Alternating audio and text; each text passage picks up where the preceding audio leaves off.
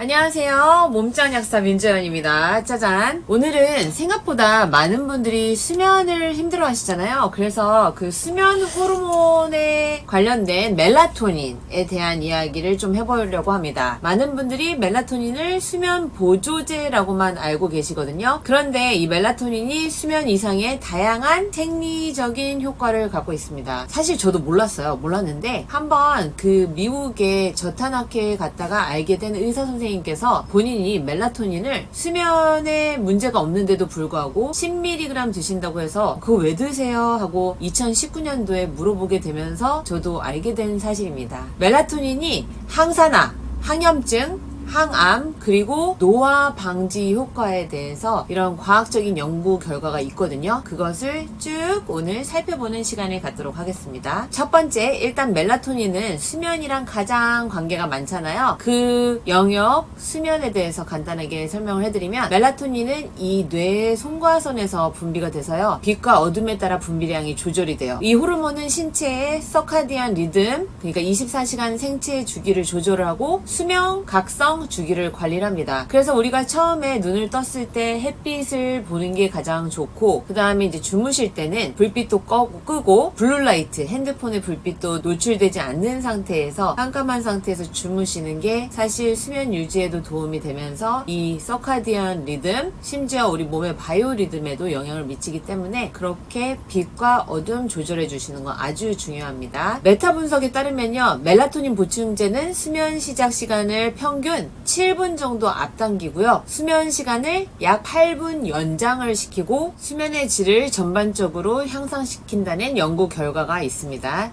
또 한 35세 직장인이 불규칙한 야근으로 인해서 수면 장애를 겪고 하루 이제 3mg 멜라토닌을 복용한 후에 이제 수면 패턴이 안정된 사례도 사실 있긴 했었고요.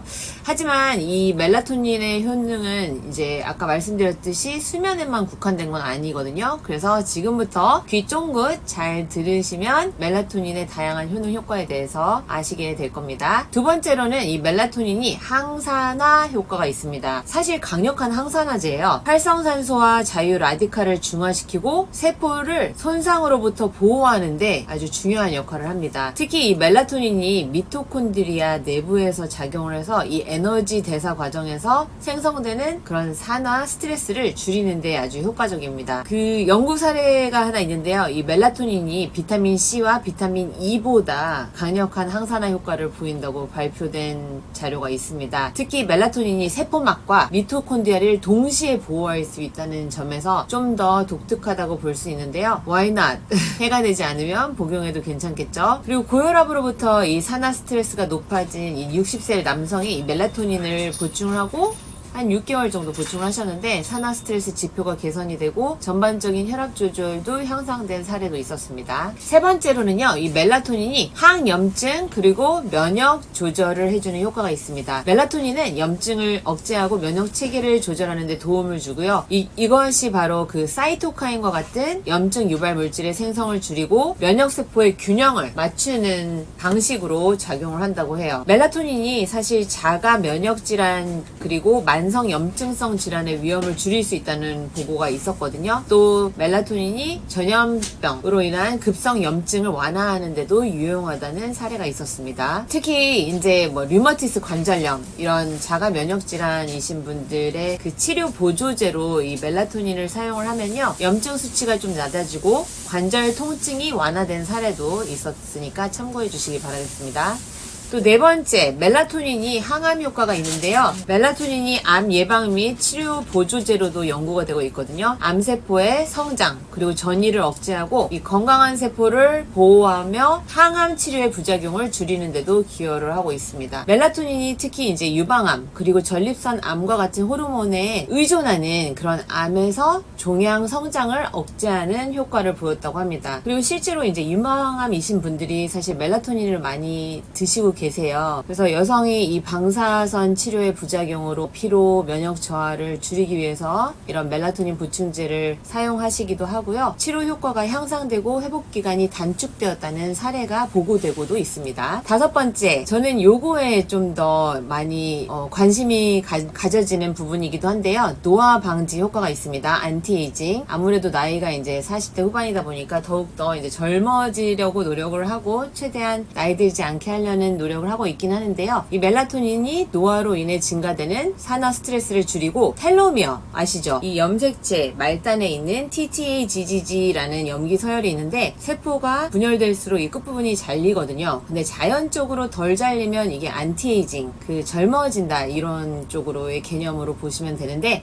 이 텔로미어 손상을 예방하고 전반적인 세포 건강을 개선하는 데 도움이 된다고 합니다. 그리고 또 이제 신경퇴행성 질환 있잖아요. 알츠하이머, 파킨슨병 이런 것들의 위험을 낮추는 데도 도움을 줄 수 있다고 하니까요. 특히 요즘에는 젊은 분들도 이 영츠하이머 이런 식으로 이제 뇌 건강을 신경 쓰셔야 되기 때문에 생각해 보실 수 있는 그 영양제 중에 하나가 되겠죠. 멜라토닌이 노화와 관련된 질환을 예방하고 세포의 장수를 연장할 수 있다라는 논문 결과도 있고요.